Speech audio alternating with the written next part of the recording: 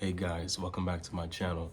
For those that don't know who I am, my name is Joshua, better known as Jay. I do all sorts of things here on this channel, predominantly gardening and all sorts of like other, I don't know, hobbies and things that I get into.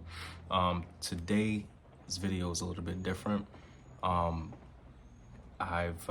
been doing a lot of researching, and I've noticed there's a term that's out there. It's called emotional incarceration.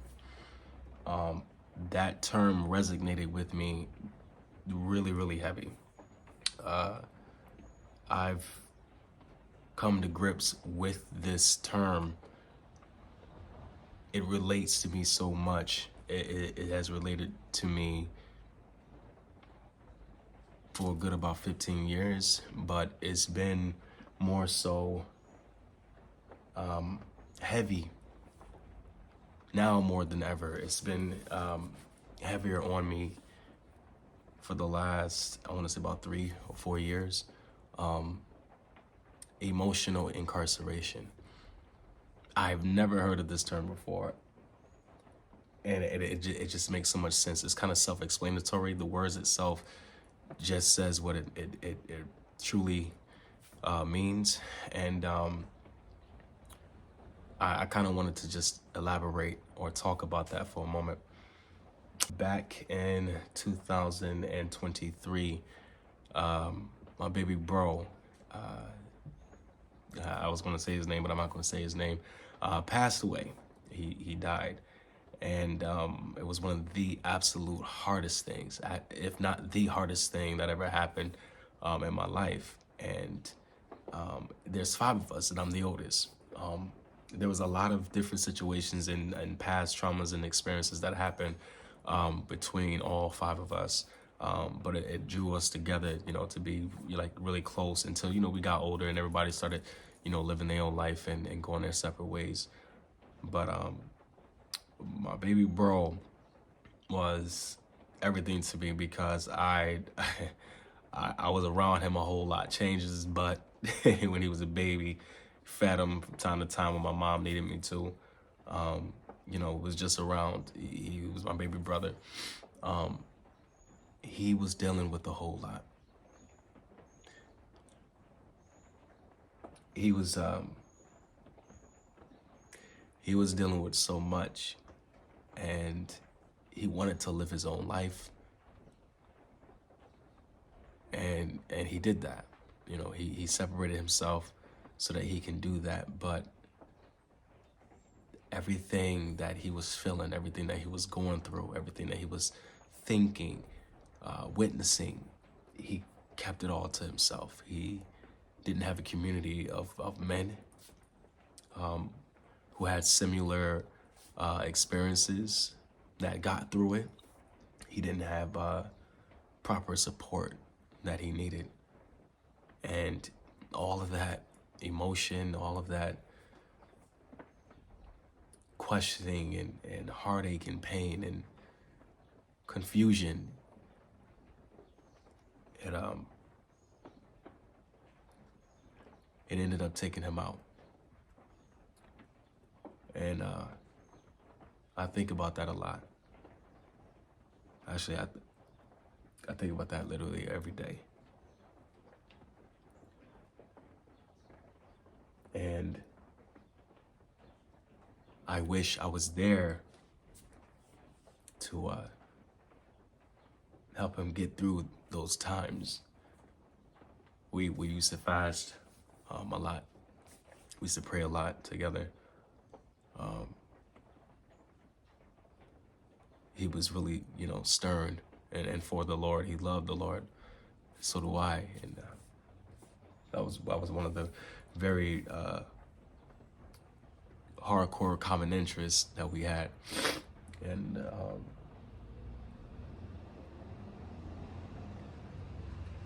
that's what we did mainly. But he never spoke up. He smiled, and no one would have ever known that anything was wrong with him.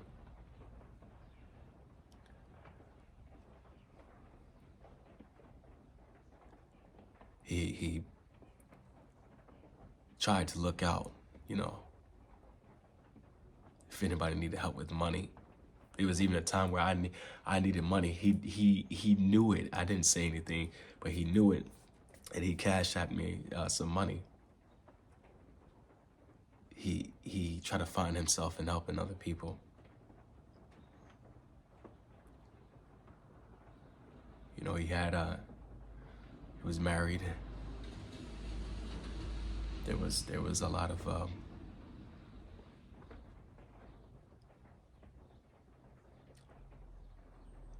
of struggle there.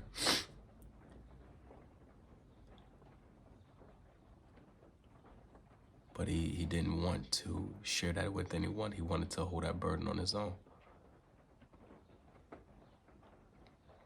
The other day, I found myself, I was in a car. Excuse me, I was in the car.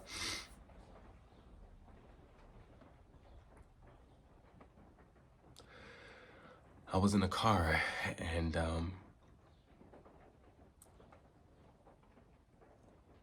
I was going through so much. Everything at one time just came all at once. And I exploded. I exploded so much in that car. I screamed to the top of my lungs. I almost threw up. Everything that was inside, it just came out because there is no outlet. There is no outlet. You think that everything that you're doing is enough, and it's never enough.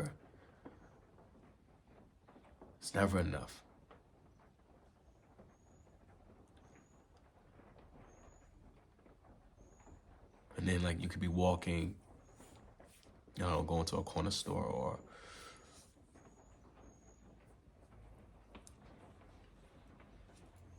going to a church,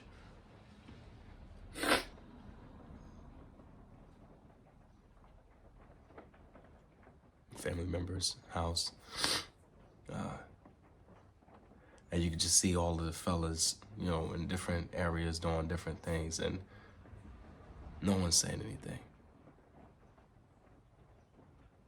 No one's communicating. We don't know how. Especially, this is not sexist or racist, but this is just pure facts.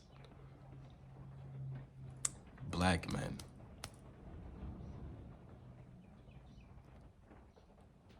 we're dying.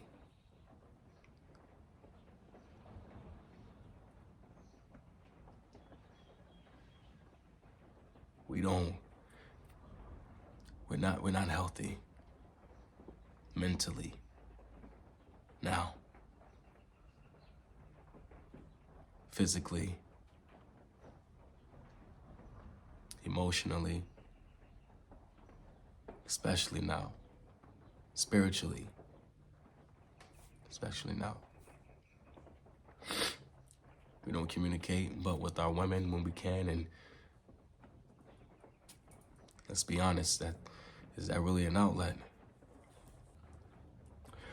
A lot of times, all the time actually, every single time I'm having a tough time with life and trying to put things into perspective, and you know, needing to find an outlet, I go straight to my Bible. It has to be my foundation for sound doctrine, for sound mind, for better understanding and for clarification, just within myself. Because a lot of times as men, we try to control a situation because we logically have things here where, you know, we're in a party of people who may not think the same. And so we try to control that, and that narrative doesn't work majority of the time. You know, you have to find a better way to, you know, handle a situation versus control, you know. And so because we don't have that sense of control, we spiral out of control. And that's not to say physical all the time. It definitely could be emotional, spiritual, uh, just all sorts of ways. Like we spiral. And, we, instead of wanting to physically spiral out of control, we hold all of that in. And it builds up, and it builds up, and it builds up, and it builds up until you explode. And every man's explosion is different from every other's, explosion. Some unalive themselves. Others unalive other people, or hurt other people, or really just lose their mind, or just not become themselves. This is a pandemic,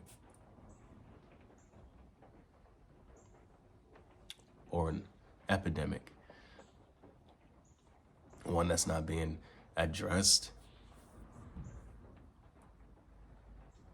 understood, studied properly. It's overlooked. And earlier I said that it's majority, the black man. Well, I'm a black man, and so I have to speak from a black man's perspective. But I do know that a lot of men, Asian, Spanish, Caucasian, I don't know, Jamaican, we all deal with this. And then let's, take it a step further. Women deal with this too.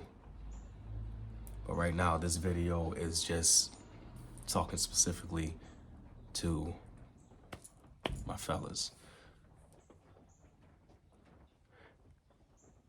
This is not a light topic, an easy matter, a subject to overlook. I know that y'all dealing with this. I'm dealing with this.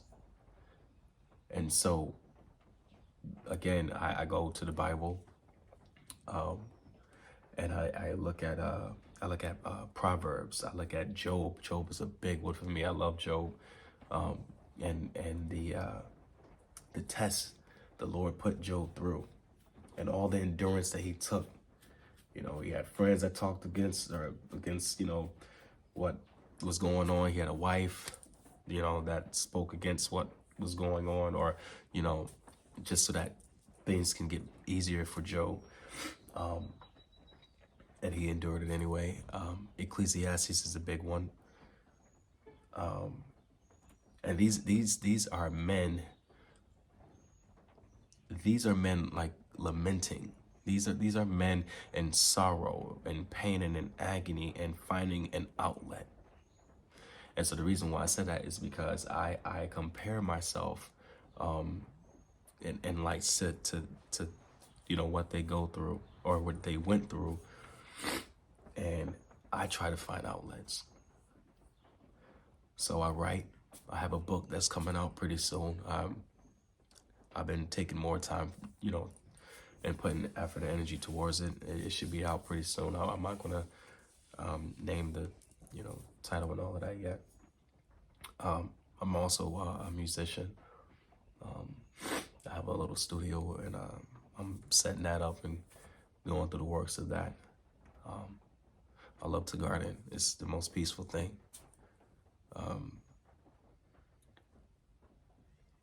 What else do I do? I ride my bike. I like to work out a lot.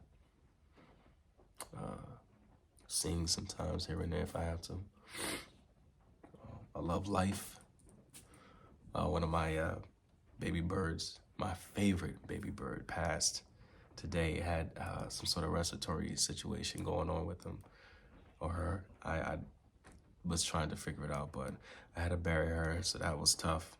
And I guess that kind of was the icing for me today. I don't know why. It may not be a lot per se to put someone in a lowly mood, but I don't like death. I don't like anything about it. I never did. And then after my brother, I don't. And if I could stop it in some way, I would. But I can't. And so, I don't know, it just,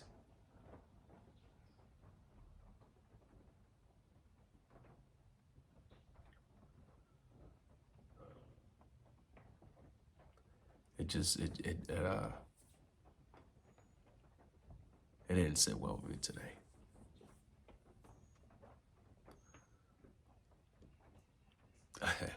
Having a thought. When I was younger, my dad, he always just said, toughen us up. He used to say some crazy stuff like, I don't want to see y'all with no lollipops in your mouth, and say it with your chest. And, he'll feed us meat and cheese a lot. He used to feed us meat and cheese. What else? The hot sauce. Meat, cheese, and hot sauce. He always tried to toughen us up. These generations are something else, man. And at the end of the day, nobody's to blame because nobody has the answer on how to be a parent. You have to understand their intentions. And so for my dad, he didn't know. He didn't know. And now that I'm a dad and I'm, an adult and I'm looking back at that, I can see that he didn't know, but he tried. I understand his intentions. And so he just wanted us to be men. And here we are. I'm a whole man. I didn't get all of the lessons that I needed to get to be a healthy man, not just a man, but a healthy man. I had to go through my own life experiences, but anyways, he always taught us to be tough.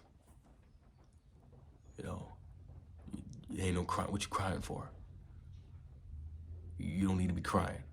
Go out there, get a job. Put some tools underneath your belt. That sort of thing. And anytime I felt some emotion, I kept it in. I kept it in. And like I said earlier, it built up. It built up. It built up. And next thing you know, I was angry all the time. I have a video on anger.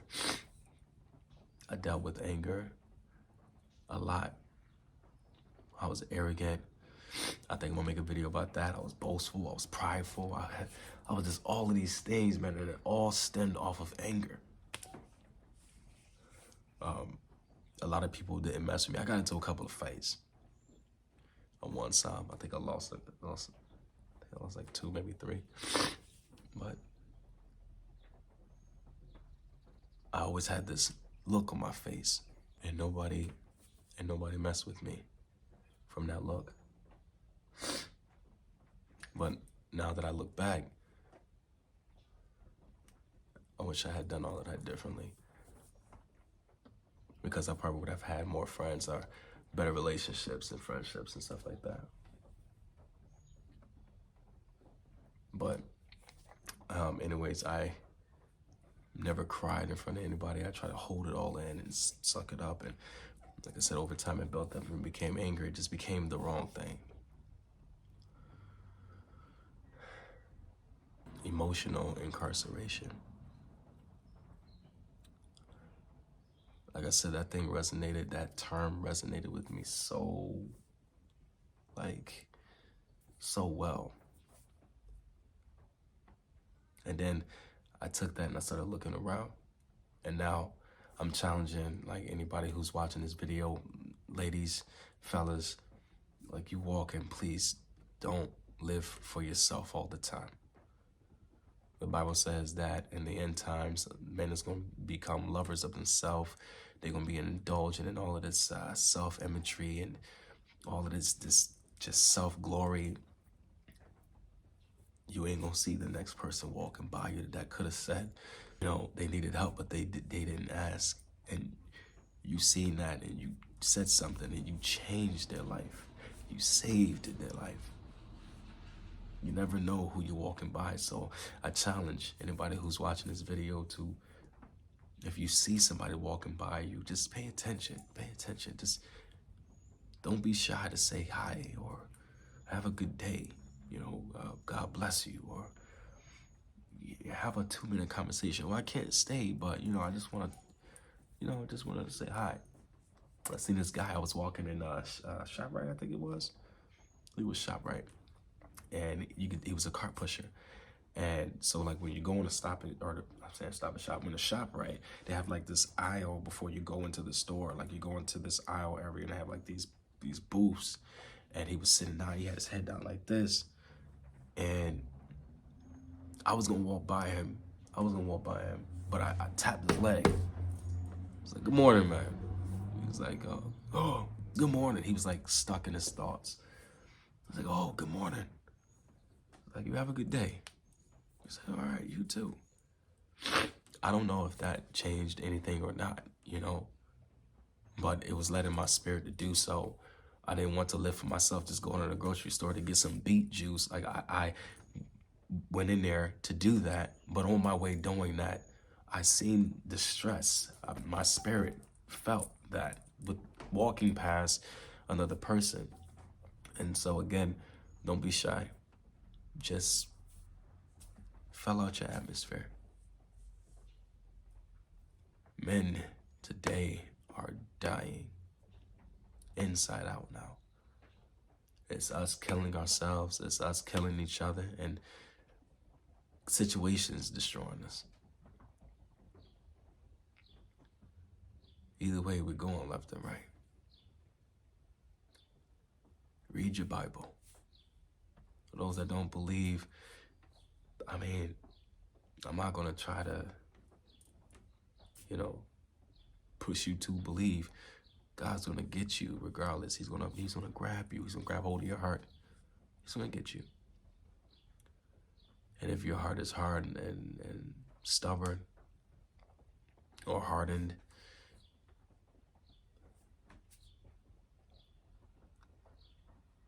I pray for you that you open up and not be so marinated in your own thoughts, thinking that what you got embedded in you as far as knowledge goes is what's best for you. Today's a gloomy day too. It's a gloomy day. So I'm gonna go, after I finish cleaning my house, I'm gonna go make some music. That's what I'm gonna do. I'm gonna make some music. Tend to my birds. Loving my kids. And stay around life.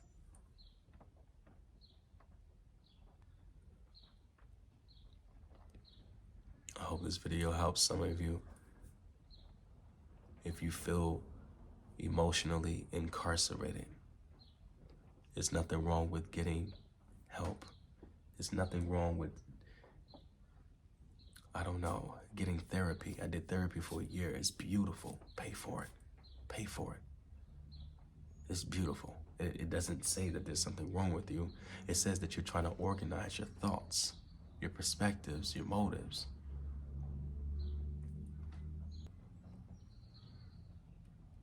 Get some help. Don't do it by yourself. We don't have too many people that listen to us.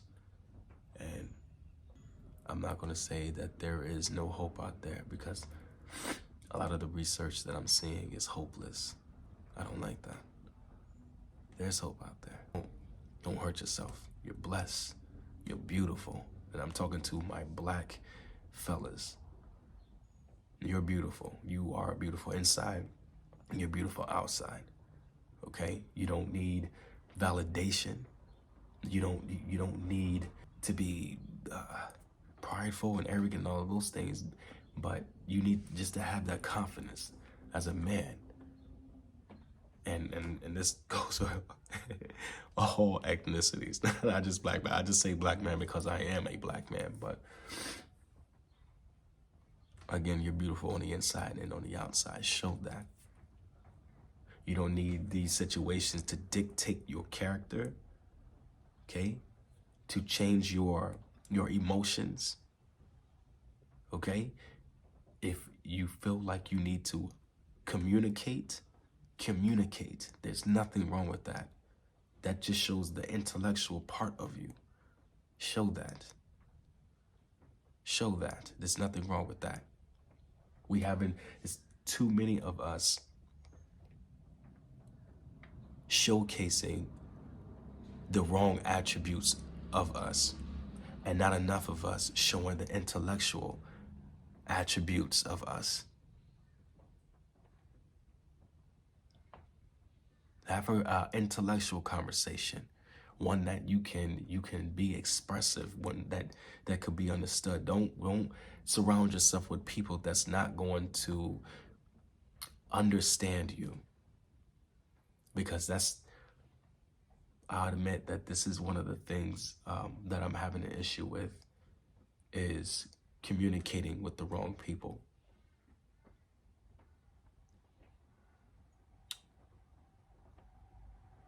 I am not understood the way that I should be when I receive everything and understand everything that's coming my direction.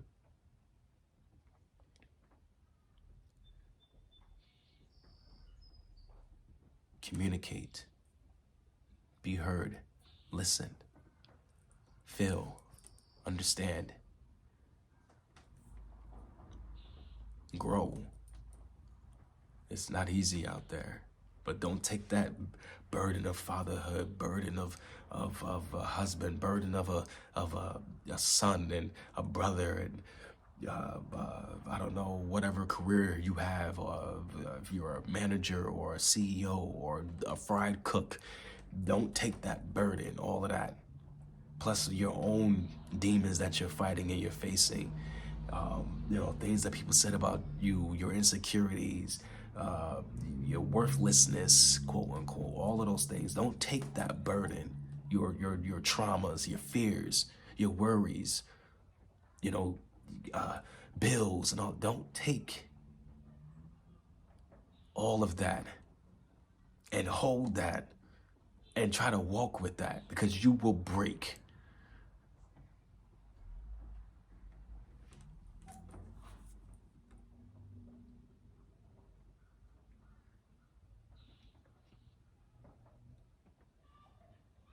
The Bible says to leave your cares to him, because he cares for you. You have to have a foundation. That foundation has to be the Lord. It has to be Yah. Because if it ain't Yah, you don't have anything. And that's just me being honest. You will be standing 10 toes down on your own. I hate the term 10 toes down, because that's all you got is your 10 toes. Those will get broken easily. You don't got nothing. But anyways, guys, I hope this video helps. Please comment. I love to respond to you guys' comments. Comment. Please add if any experiences that you had, and let's create a community, guys. All right, until the next one.